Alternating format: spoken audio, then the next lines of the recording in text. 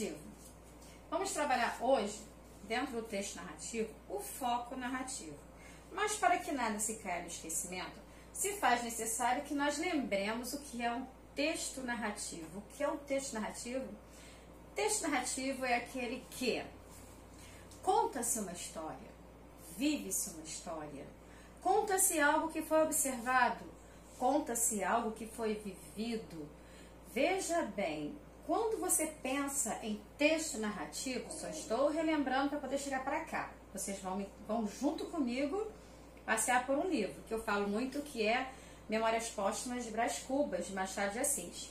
Então veja só, o que acontece? Quando eu tenho um texto narrativo, eu tenho personagens, eu tenho imaginação, eu tenho viagens pelos contos, pelas crônicas, eu vivo diversos mundos, visito outros lugares, eu literalmente saio da realidade para viver a história de um livro.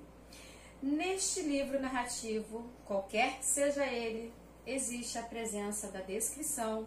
É necessário que se prenda o leitor com a descrição das personagens, com a descrição do espaço onde a história, onde ela acontece, para descrever também toda a sua história, seu enredo, sua introdução, apresentando tudo, como, onde acontece, como acontece, por que acontece, para que você descubra, né, o final, algo que te deixe no suspense, para que você mergulhe cada vez mais dentro dessa história.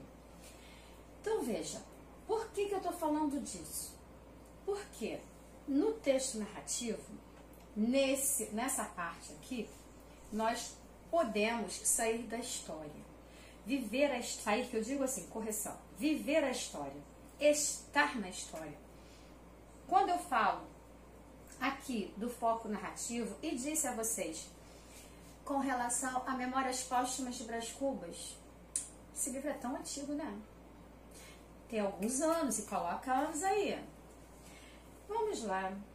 Essa história é Memórias Póstumas de Brás Cubas, póstumas. E o cara já morreu. É aquele livro que eu gosto de conversar, de explorar na sala de aula, que ele está no leito de morte, tem o livro e tem o filme, né? Poucos assistiram ao filme. O filme é com a Sônia Braga e Reginaldo Farias também. Então, o que acontece? No filme, Reginaldo Farias coloca assim, que está lá no leito de morte e ele pede, aguarda um momento, ele está lá, um momento. Primeiro, eu quero contar a história. E ele começa a contar a sua história do início, desde quando ele era bebezinho, e foi cronologicamente contando a história desde o início ao fim. Estou chamando a atenção porque quando você tem um texto narrativo, ele tem cronologia. E você tem que lembrar que tem o tempo físico, tem o tempo psicológico, que você tem que lembrar também que tem a cronologia que está na alma do narrador e a cronologia que realmente tem data e hora marcada, certo? Tem tempo marcado. E por mais que você pense, tem filme que eu sempre ouço, Benjamin Button. Ok, o filme do Benjamin Button, ele só tem a ordem decrescente. Ele vive ao inverso, ao contrário, correção. Ele vive ao contrário, mas a sua ordem decrescente, ela passa por todas as fases. Não pulou nenhuma fase. Ele seguiu todas as fases, só que nasceu velho. E, gradativamente, conforme os anos foram passando, ele foi ficando jovem, certo?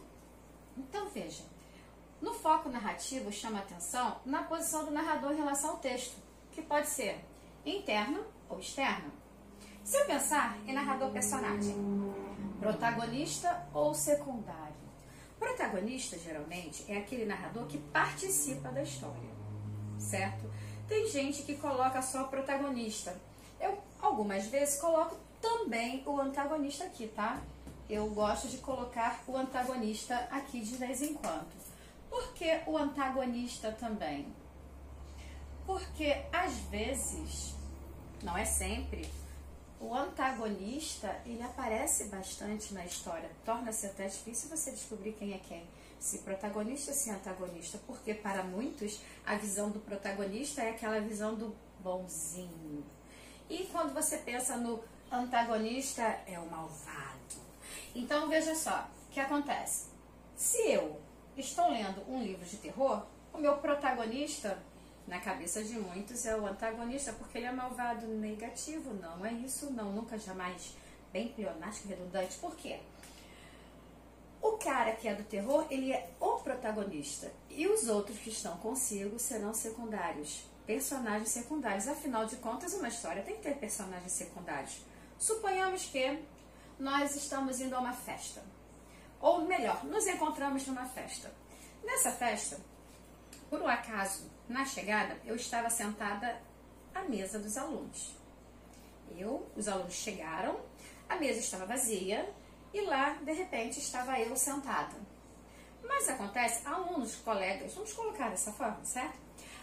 Alguns vão lembrar dessa história. Então, veja só, nessa hora, estou lá eu sentada. Eu e muitas outras pessoas também estão sentadas em outras mesas. No entanto, o grupo de alunos fez o quê? Estávamos todos na mesma festa. Cada um contará a história daquela festa como foi vivida por ele. Cada protagonista conta a sua. A festa era de aniversário de alguém, todos eram convidados. No entanto, o que você viveu, eu também vivi, só que de uma forma diferente. Cada um vive a sua história no mesmo lugar. Então, veja só, quando eu penso no protagonista, se eu estou contando a minha história, eu sou o protagonista. E quem está em torno e com quem, ora, algumas vezes eu conversava, era secundário, porque fazia parte ali e conversávamos. Deu para entender? Alguns vão lembrar desse exemplo, com toda certeza. O narrador-personagem, ele vive a história, ele conta a história. O narrador-personagem, muitas vezes, ele entra na história, ele sai da história. Memórias Póstumas, Brás Cubas, por exemplo, o Machado de Assis faz o quê?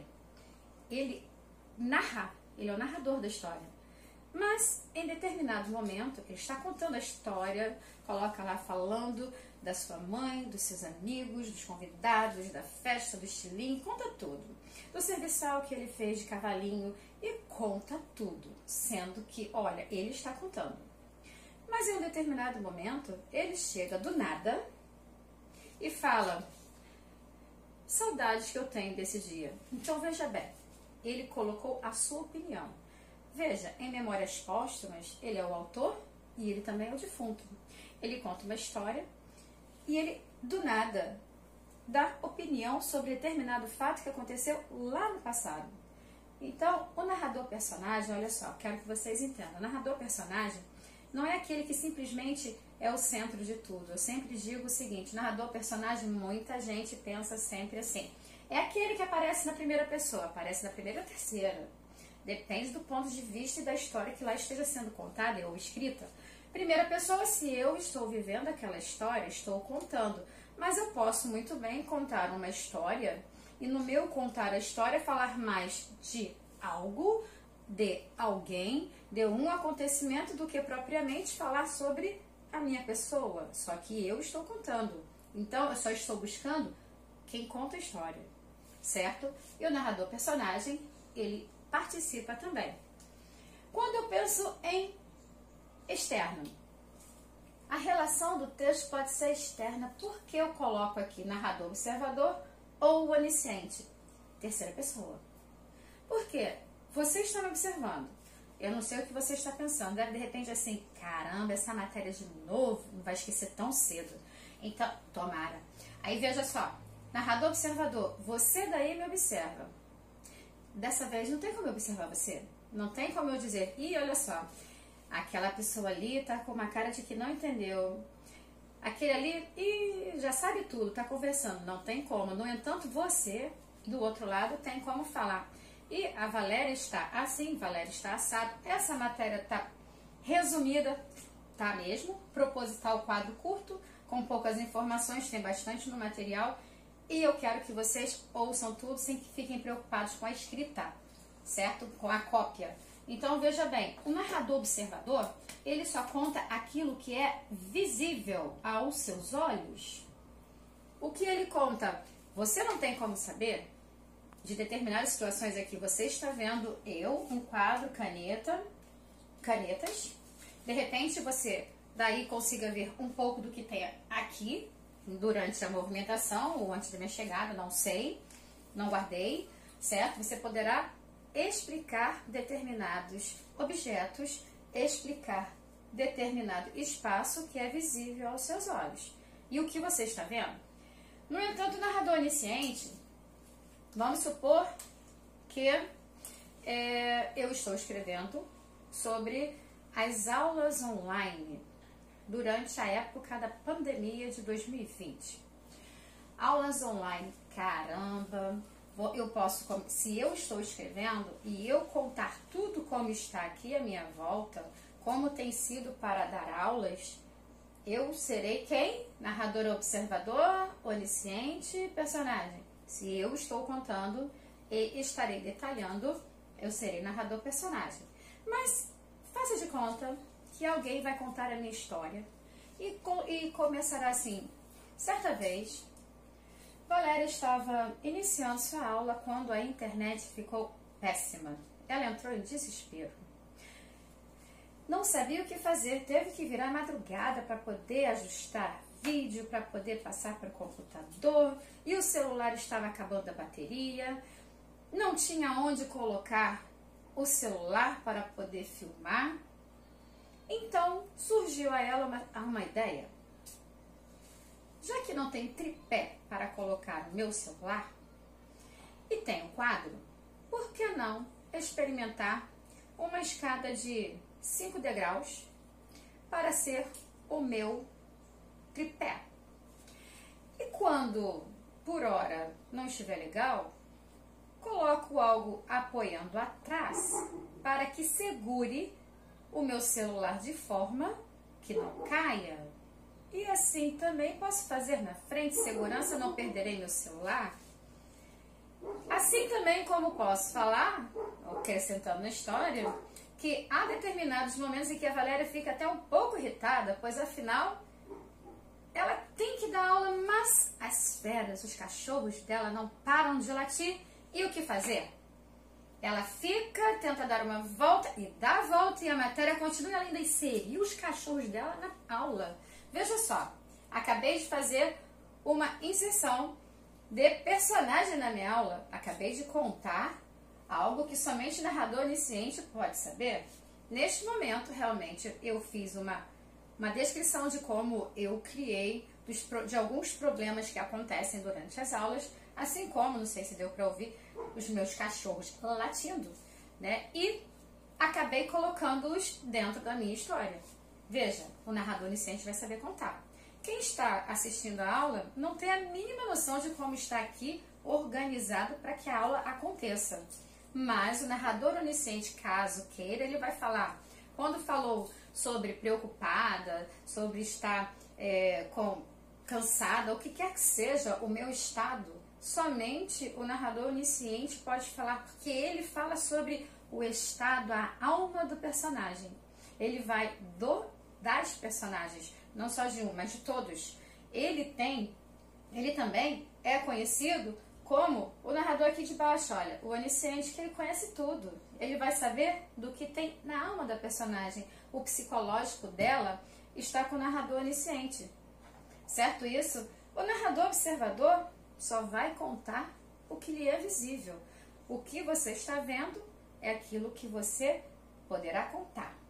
O que você vive, olha só, testemunha, você pode estar lá contando uma história, você participa, o narrador testemunha, você está participativo, só que veja, você está ali no meio, está assistindo cada passo, cada cruzado de perna, cada caneta que se troca de mão, cada troca, peguei agora a caneta verde, qualquer que seja o narrador, ele poderá estar contando e falando, porque ele está ali vendo as trocas da caneta, ele está ali visualizando tudo e contando tudo. Ele está presente, é literalmente uma testemunha. O protagonista é aquele que literalmente participa da história junto com todos. Certo isso? Então veja, aqui chamei a atenção com relação ao narrador da primeira pessoa, que é o meu narrador testemunha protagonista, e obviamente esse meu amiguinho aqui, que se você prestar atenção, ele é este aqui. Você só tem que saber identificá-lo. O protagonista da testemunha. A testemunha, ela só está ali, ela está naquele caminho, está naquele lugar, ela vai dizer tudo o que acontece. O protagonista estará vivendo a história. É diferente. Esse está lá no meio, simplesmente está no meio. Este vive a história, tá? E quando eu penso no foco da terceira pessoa, eu tenho o narrador observador, que conta só o que vê. Eu tenho o narrador onisciente, que conta aquilo que está na alma da pessoa, o que ela pensa, o sentimento, o seu estado. Isso é o onisciente. E o narrador onipresente, ele conta tudo, porém, preste atenção, qual a diferença entre o onisciente e o onipresente. Esse aqui não tem acesso à alma da pessoa, ao estado, ao psicológico. O onisciente tem. Entendido, galera? Bem, quando eu falo do Memórias Póstumas de Brás Cubas, vou voltar aqui para tentar ilustrar. Veja, na história, vou passar umas partes do filme. Quando você pensa em Memórias Póstumas, você tem o quê? Ele é um defunto que se tornou autor, contando sua própria história. Ele vai passo a passo contando a sua infância, seu crescimento, seu desenvolvimento. Ele conta dos amores. Ele conta de quando o pai dele o enviou para estudar direito fora do país. Não tinha, obviamente, por aqui. Ele conta do seu retorno quando encontrou a mulher, a quem ele deu um presente muito caro, motivo esse, um dos motivos, mas esse foi o ponto mais forte para que o pai o mandasse estudar. E, nossa, tem toda uma história. Eu gostaria muito, eu quero muito que vocês leiam esse livro, porque esse livro é um livro antigo de Machado de Assis, porém, a história que nele existe, ela é realista. Tudo que tem nesse livro, tem hoje. Os nossos dias atuais existe. Por exemplo, o fato de um pai, de repente, querer mandar embora, tudo bem, hoje nem tanto, mas corrupção tem, traição tem. O que você possa imaginar, política tem que você possa imaginar, tudo que você vier a imaginar, tem hoje. Então, é um livro antigo, porque Machado, nesse texto, ele foi muito voltado à realidade. E a realidade dele foi tão intensa que ela se faz presente ainda hoje. Em Memórias Póstumas de Brás Cubas, brincando. É claro que há alguns detalhes do livro que você poderá imaginar que não precisa mais disso aí não, isso aí não fazem mais hoje. Aí eu fico pensando, será que não? De repente até que sim. Então, gente, olha, texto, foco narrativo. Hoje foi a aula, primeira, terceira. Passei rapidinho por Memórias Póstumas de Brás Cubas. Eu quero que vocês leiam para podermos falar mais na sala. Façam todas as tarefas e dúvidas. Me chamem, por favor, pelo e-mail, certo? Porque eu vou respondendo tudo por lá. Me encaminhem também as fotos dos exercícios, todas pelo meu e-mail. Valeu? Até a próxima!